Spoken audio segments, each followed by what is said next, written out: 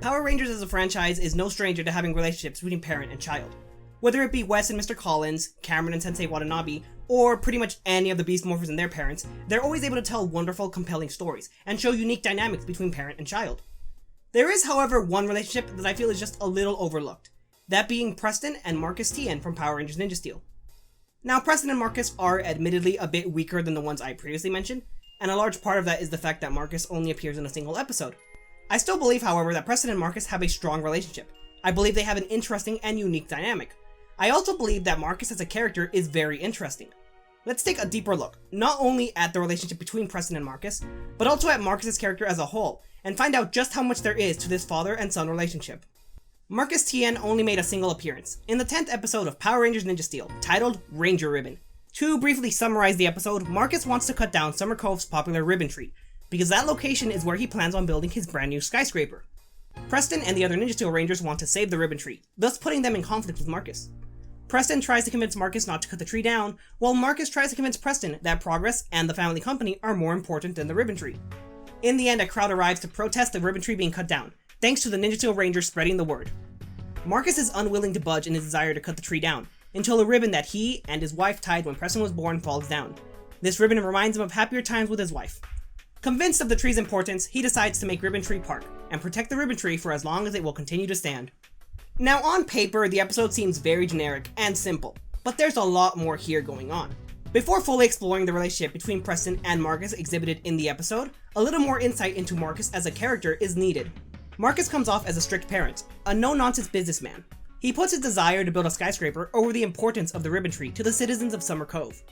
Even after a crowd of protesters arrives to protect the ribbon tree, Marcus is determined to cut it down. He goes as far as to take a chainsaw to cut it down himself when his workers start to show hesitation. Marcus's stubborn nature isn't shown to be a recent change either. Preston states the only person that his dad ever listened to was his mom. This means Marcus's stubborn personality existed even back when she was alive. Along with this, Marcus also demonstrates a desire to continually move forward and to progress. He states trees are cut down every day, and that if he doesn't cut down the ribbon tree, someone else will, because that is simply progress. His stubborn personality and his desire to move forward drive him a lot in the episode. They create a lot of the conflict. These personality traits are the first major factor that form the relationship that he and Preston have throughout the episode. Now, beyond his stubborn personality, Ranger Ribbon portrays one other very important characteristic about Marcus that is integral to figuring out his character. Near the end of the episode, after finding the ribbon that he and his wife tied on Preston's birth, Marcus claimed that he buried a lot of memories when she died. In order to fully examine this statement, and what makes it so important to Marcus's character, we need to get a little psychological. Buried memories, more commonly referred to as repressed memories, are a very controversial point of psychology. While many studies have been conducted to prove the existence of repressed memories, there are also just as many studies that dispute their existence. With something as intricate and complex as memory, there's no real way to prove or disprove the existence of repressed memories either way.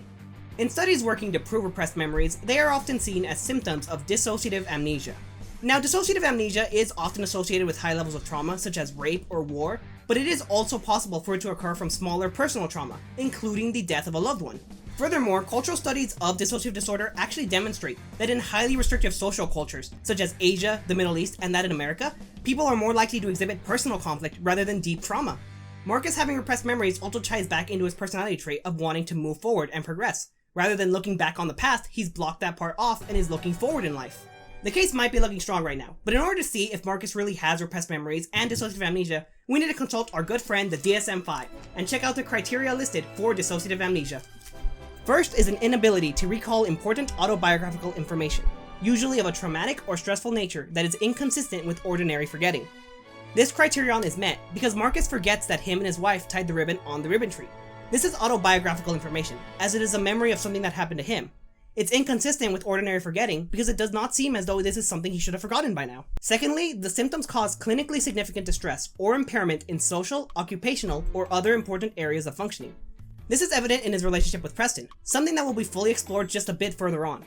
Third, the disturbance is not attributable to the physiological effects of a substance or a neurological or other medical condition or injury. As far as the audience is aware, Marcus is in good health. He's not on any medication, and he hasn't had any injuries, so there is no external explanation for having these repressed memories. Finally, the disturbance is not better explained by dissociative identity disorder, post-traumatic stress disorder, acute stress disorder, somatic symptom disorder, or mild/major neurological disorder. Now I could go through each and every one of these, disputing them, but that would honestly just drag the video out. Just take my word for it, dissociative amnesia is the best diagnosis for why Marcus has repressed memories compared to the other options listed. Diagnosing Marcus with dissociative amnesia is only the first step. It's also important to know which type of dissociative amnesia he would fall under. There are 4 main types of dissociative amnesia, these being localized, selective, generalized, and continuous. Localized amnesia is the most common and involves a lack of memory for a specific event or series of events related to trauma/stress. Selective amnesia is the second most common, where an individual may recall some, but not all parts of an event or events related to trauma/stress. Generalized amnesia is a complete loss of memory for a person's life history, and continuous amnesia is loss of new events as they occur. Now, generalized and continuous amnesia can be eliminated right off the bat, as neither of them applies to Marcus. Between localized and selective amnesia, it's a bit tougher to decide. Selective amnesia honestly seems to fit Marcus better. The trauma that brought about his dissociative amnesia was the death of his wife, and the joyful memories of his wife are what he seems to be repressing. He did not, however, repress every memory of her. This is evident because he remembers they built their company together. Some parts of his memory and some memories of his wife are not repressed, therefore selective seems more likely than localized.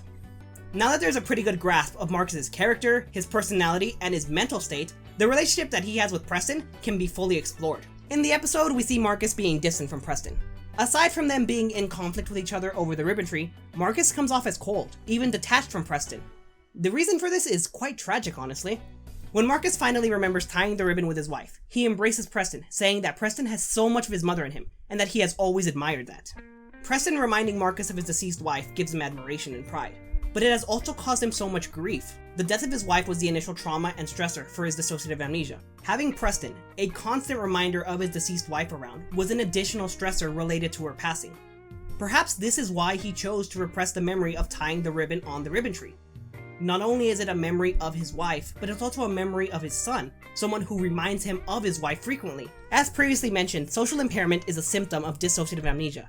And if Ranger Ribbon is any indication, Marcus's social skills are definitely not the strongest. Whether it be with his workers, the Ninja Steel Rangers, or even the protesters, Marcus never exhibits any real strong social skills. Instead, he comes off as only caring about himself, his own interest, and the money he's set to make from this skyscraper. His impaired social skills, along with the associated stress, have caused him to detach from his son. It has strained their relationship as a whole until he manages to find the forgotten ribbon and unlock his memory. Marcus finding the ribbon has been mentioned a few times now, and since it's a scene that is a major catalyst for his change, it's definitely worth further analyzing. When Marcus finds the ribbon that he and his wife had tied, he's forced to come to terms and face not only the stressor of his wife's passing, but also the additional stressor of his son all at the same time. This is common in treatment for people diagnosed with dissociative amnesia. Treatment for dissociative amnesia is a bit tricky. Talk therapy is the most common technique used, with the goal of getting clients to work through their trauma and stress until the repressed memories eventually resurface. Hypnosis is another common technique, as it can uncover repressed memories and help clients resolve issues in order to prevent further trauma down the road.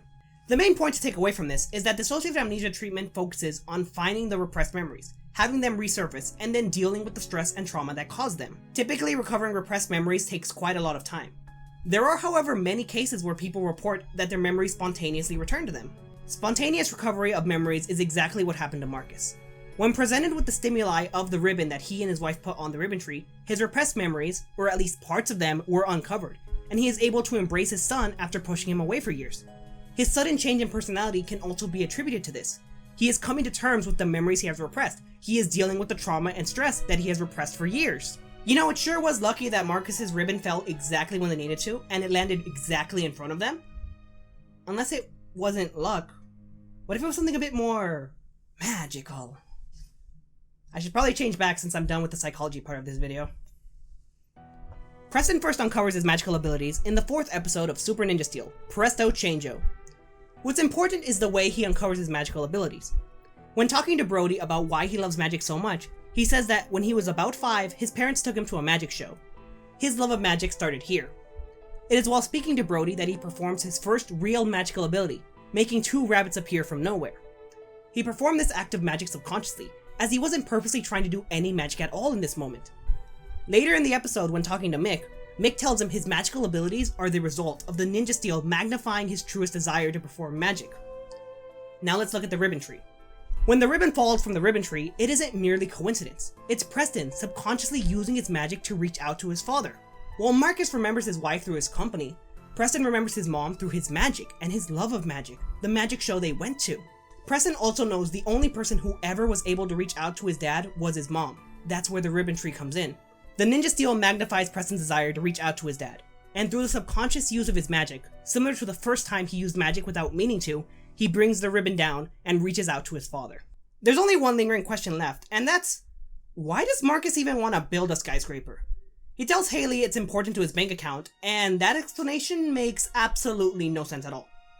There's a very good reason why skyscrapers are mainly built in large cities like Los Angeles and New York.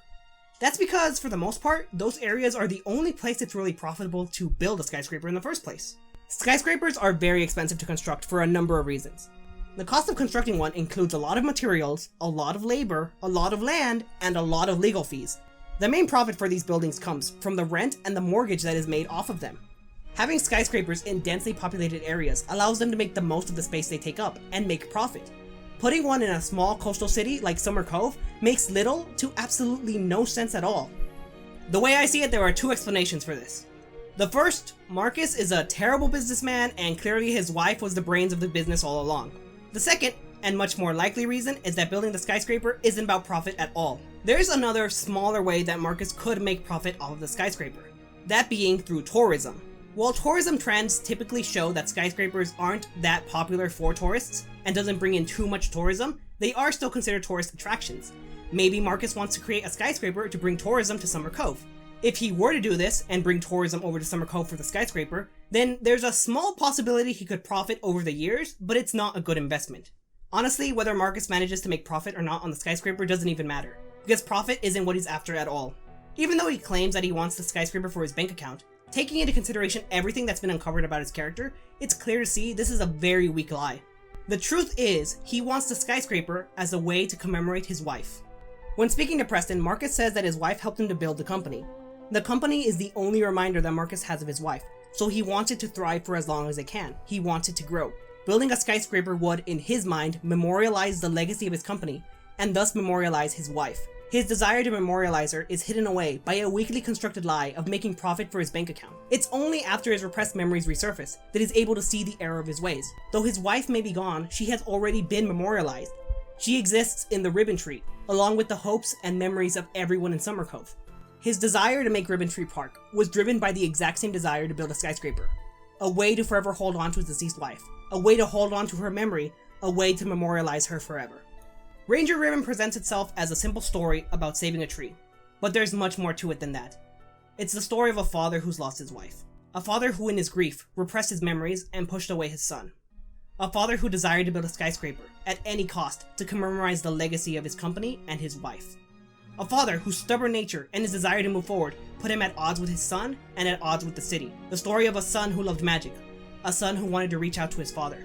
A son whose magic brought him and his father together once more. Ranger Ribbon is the story of moving on from the past, moving on from grief, and moving forward together as a family, as father and son. What do you all think of Ranger Ribbon? Does this new look at Marcus Tien make you appreciate him more as a character, or do you still think that he doesn't have too much to offer? Do you appreciate the episode more, or are you gonna skip it the next time you binge watch Ninja Steel? Do you think I'm right about this, or am I just looking too deep for something that doesn't exist? I'd love to know your thoughts in the comments down below. Either way, regardless of what you think, I hope you all enjoyed, and remember, always take a deeper look and find the hidden secrets beyond the surface.